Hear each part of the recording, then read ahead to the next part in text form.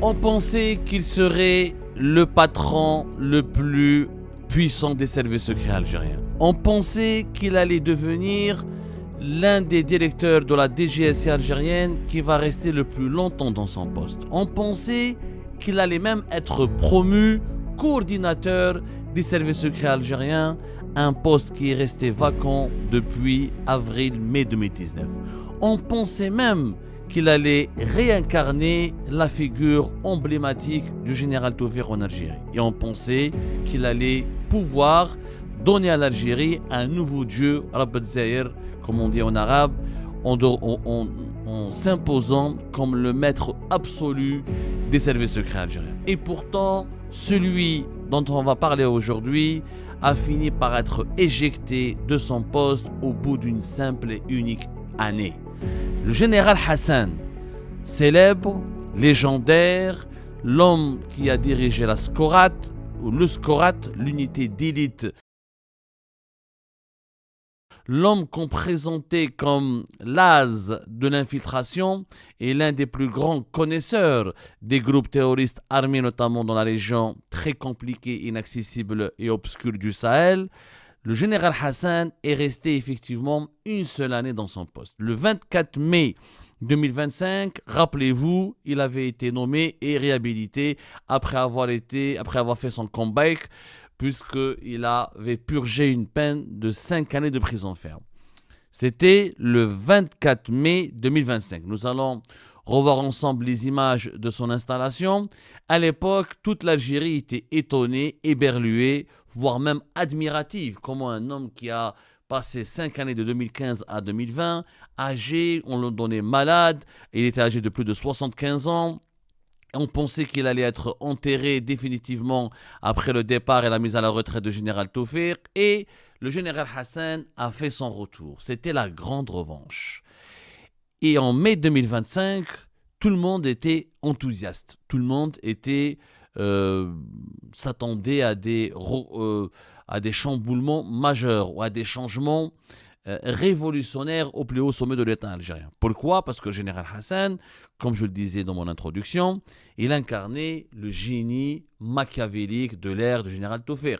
C'était son bras droit, son collaborateur le plus proche. On leur prête même un lien de parenté lointain, mais une proximité personnelle, idéologique et professionnelle très importante. Le général Hassan était même l'ombre du général Taoufir, son plus important et son plus précieux disciple. Le général Hassan, quand il est arrivé, quand il a été réhabilité, quand il a été nommé à la tête de la DGSI, le plus important service secret algérien, ou la plus importante agence des services secrets algériens, on pensait que l'ère Tebboune va connaître une révolution du palais, à l'intérieur du palais, ou une sorte de reconfiguration majeure du mode de gouvernance de l'Algérie. On pensait que Tebboune allait enfin s'appuyer sur une compétence brillante, sur un esprit, un homme patriote, honnête, intègre et très engagé en faveur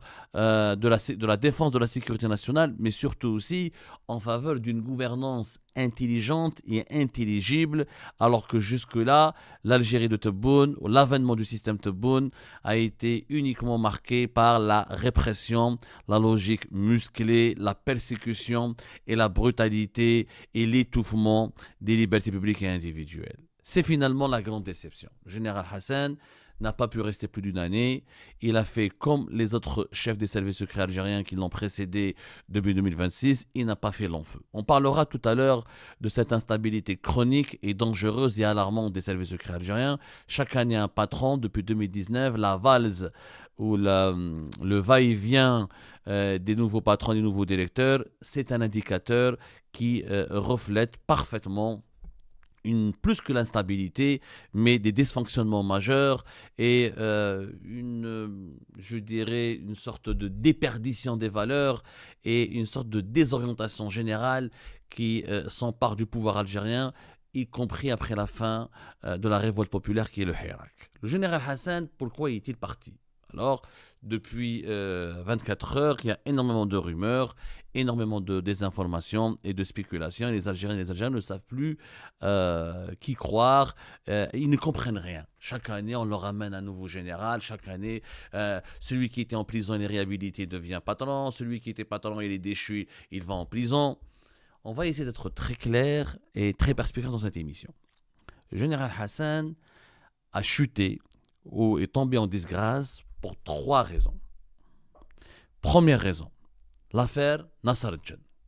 L'affaire Nasser al-Djinn, on vous a consacré plusieurs émissions sur notre chaîne YouTube Algérie Part. Nous avons d'ailleurs diffusé ces contenus, ces émissions sur toutes nos plateformes, TikTok, Facebook.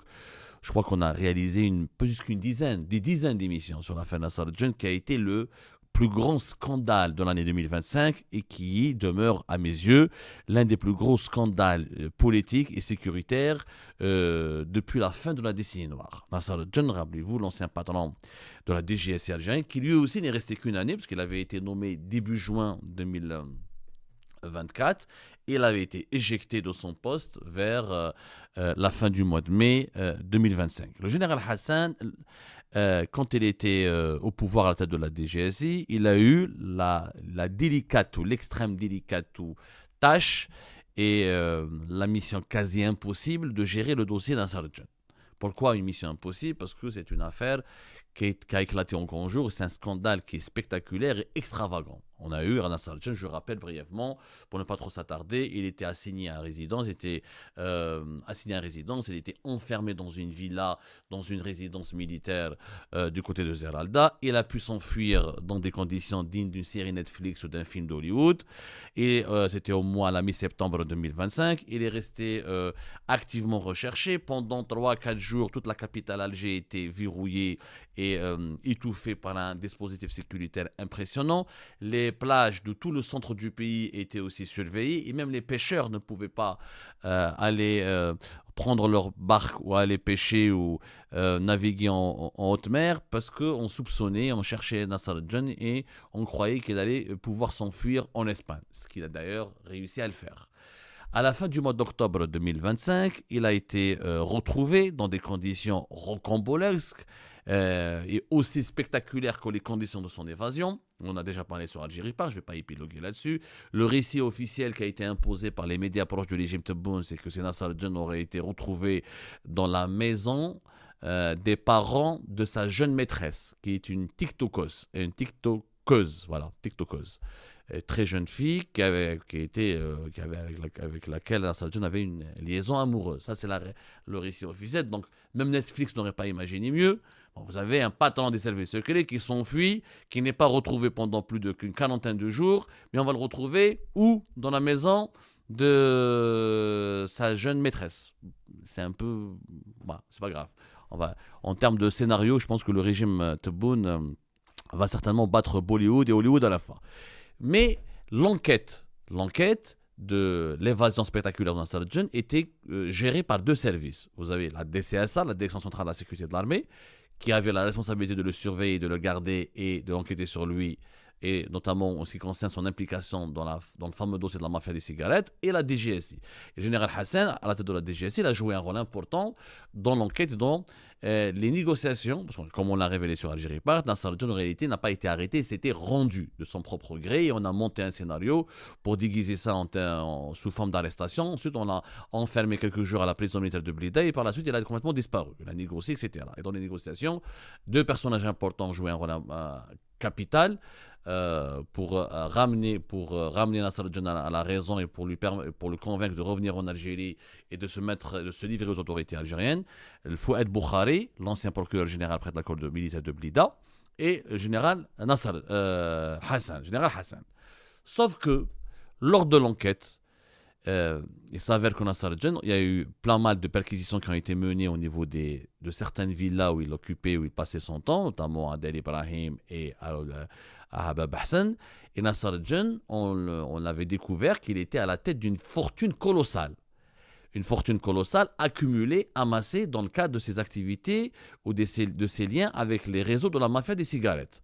C'est Nasser al-Djinn avec Zohir Khalaf, l'ancien patron de la STAIM, la société des tabacs algéro-émiratis, qui ont mis en place des réseaux mafieux très complexes avec 5 grossistes qui ont été choisis et sélectionnés et qui ont monopolisé de 2024 jusqu'à 2025 l'ensemble du marché des cigarettes en Algérie qui pèse, encore une fois, plus de 3,2 milliards de dollars. Et ça, c'est les parts de marché de la Stime. Uniquement. Le marché des cigarettes, en tout, il dépasse les 4 milliards de dollars. Donc, Nasser al-Jinn a téléguidé et dirigé à travers un intermédiaire qui était un faux colonel qui s'appelait Omar, et qui est un ancien repenti. En réalité, c'était un ancien agent infiltré des services secrets au sein des groupes armés islamistes de la décennie noire. Il l'a utilisé comme intermédiaire avec la direction générale de la STIME, à l'époque de Zahir Khelef, qui a fini en prison lui aussi au mois d'octobre 2025. Et il a amassé une fortune en cash chaque jour. Nasser al-Jinn et ses complices et ses collaborateurs rackettaient les grossistes de la mafia des cigarettes et ils prenaient du cash. Et en cash, on l'a révélé nous sur Algérie pas précédemment, c'était quand même l'équivalent de 12 à 15 milliards de centimes par jour. La part, rien que la part, les investigations de la sécurité militaire ont abouti à des conclusions extraordinaires, extravagantes, puisqu'on a découvert que rien que la part personnelle de Nasser al-Jinn était de 2 milliards de centimes par jour. Vous imaginez, sur une année, ça fait des dizaines, des centaines, des milliers de milliards. C'est une fortune colossale. Nasser al-Jinn cachait une partie de ce cash dans des villas, dans des sous-sols, dans des abris, dans des hangars, dans des cachettes secrètes. Et il convertissait même une partie de ce cash en devises pour le faire évader à l'étranger. C'est pour constituer un patrimoine et une fortune colossale à l'étranger, notamment en Espagne. Lors des saisies, lors des perquisitions et des saisies, des grosses parties de ce cash ont été retrouvées, sauf que les sommes consignées dans les PV des enquêtes de la sécurité militaire et dans les PV des enquêtes de la DGSI ne correspondent pas aux sommes qui ont été stockées ou qui ont été récupérées et mis en sécurité, ou placées en sécurité dans les réserves de la DGSI ou de la DCSA. En clair, il y avait des sommes d'argent qui ont disparu. Et c'était le premier motif qui a provoqué l'exaspération de Saïd Chengriha, le patron de l'institution militaire, y compris l'exaspération d'Abdelmajid Tebboune. Abdelmajid Tebboune et Saïd Chengriha étaient en colère, ils ont compris ou ils ont soupçonné que le général Hassan n'a pas été à la hauteur et n'a pas su récupérer tout l'argent qui a été volé de la part de la mafia des cigarettes et qu'il y aurait eu des vols, des sommes qui ont été volées, des sacs d'argent qui auraient été détournés et volés, ou par la sécurité militaire, ou par des officiers de la DGSI qui étaient normalement sous le contrôle de Hassan et que Hassan n'a pas su bien contrôler. C'est le premier motif. La fin de Nasser al-Jinn, fin de l'année 2025. Deuxième motif, et la deuxième raison qui a causé la disgrâce de Hassan, c'est les attentats de Blida. Les attentats déjoués, mais des attentats quand même. Le double attentat suicide de Blida du 13 avril 2026, le jour même de l'arrivée du pape.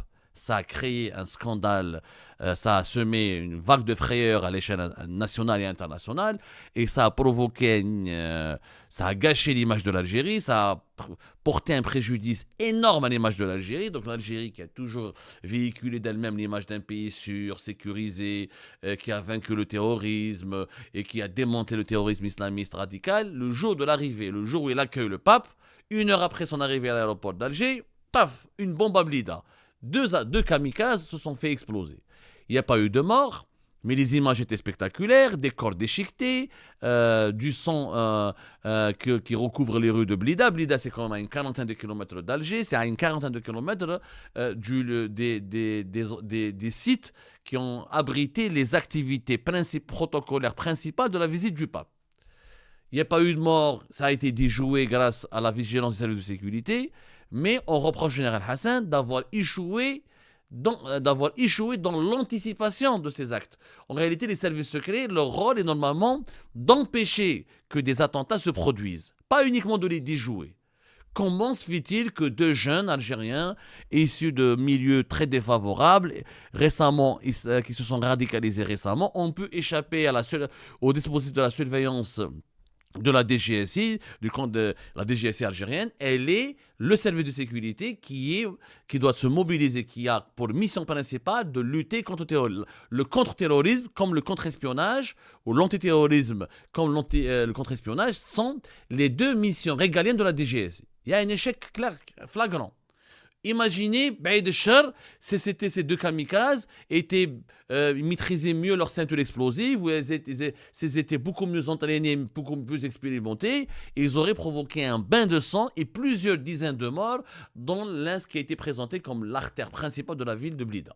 Par la suite, vous connaissez l'histoire, on a essayé de falsifier les événements, on a menti aux Algériennes et aux Algériens, les autorités algériennes n'ont jamais voulu reconnaître qu'il y avait un double attentat suicide qui a été déjoué, mais qui s'est produit quand même, déjoué dans la mesure où il n'y a pas eu de morts et de victimes et que les deux terroristes ont été neutralisés, mais le double attentat suicide a eu lieu.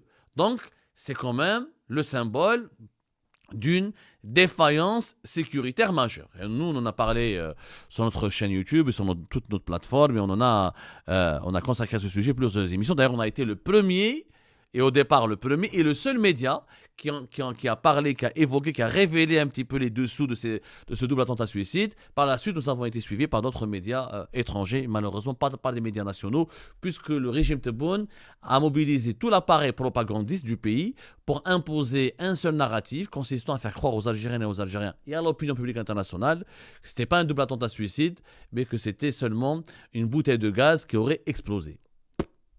Voilà, comme pour l'affaire Nasser-Djen, vous imaginez bien le scénario préfabriqué par les laboratoires du régime Tebboune flirte avec non seulement l'absurde, mais l'irrationnel et le surréaliste.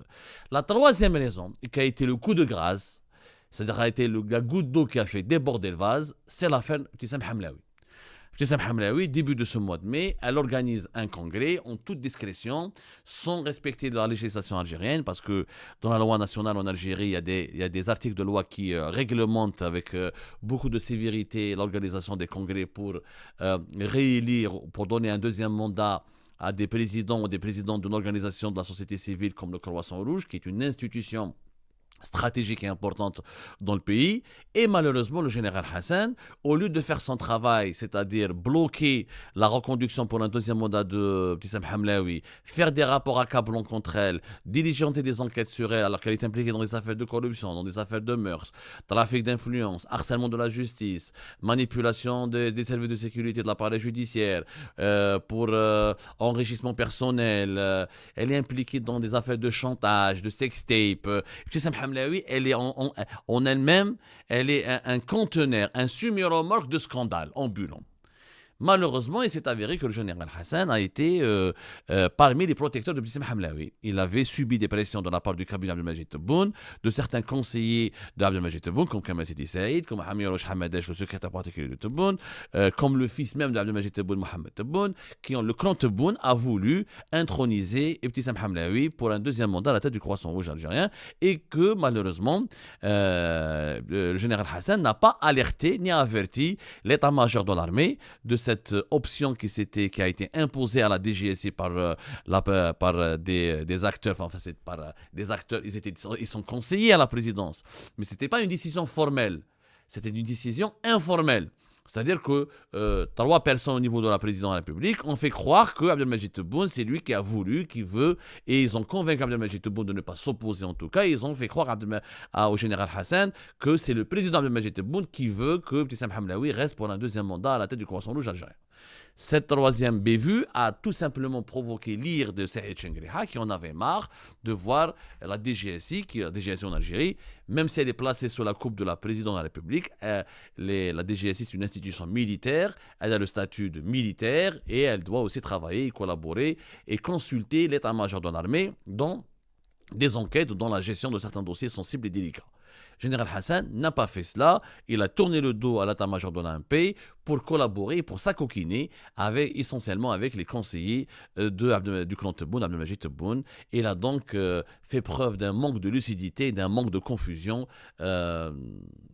étonnant et incroyablement étonnant, je dirais, pour la nombre de la trempe de Général Hassan et de l'expérience du Général Hassan. Comment quelqu'un qui a été l'un des plus grands cerveaux de l'infiltration des groupes terroristes en Algérie et qui a été l'un des plus grands génies de la lutte antiterroriste en Algérie a pu accepter d'être entraîné dans les combines des conseillers, de certains petits conseillers ou de certains conseillers civils, en tout cas de certaines personnalités médiocres et affairistes du clan Tebboune qui avaient des deals personnels, uniquement personnels avec Ibtissam Hamlaoui. Voilà les 3 raisons. C'est ça, il n'y a que 3 raisons. Il n'y a pas autre chose. Alors, tout ce que vous allez entendre sur les réseaux sociaux, c'est malheureusement de la pure affabulation et des spéculations. Nous avons voulu de notre côté être très factuels, très précis. Naturellement, nous n'avons aucune animosité personnelle contre le général Hassan. Nous n'avons aucun intérêt dans cette affaire. Notre seul souci, c'est de vous informer, de vous fournir une information fiable et véridique et de vous expliquer en quoi l'intérêt général du pays a été compromis ou menacé par malheureusement certaines configurations et certains comportements qui ont frôlé ou frisé le scandale. Comme ça, n'hésitez pas à partager cette émission massivement et à vous abonner à notre chaîne pour ne rien rater de nos prochaines révélations et enquêtes.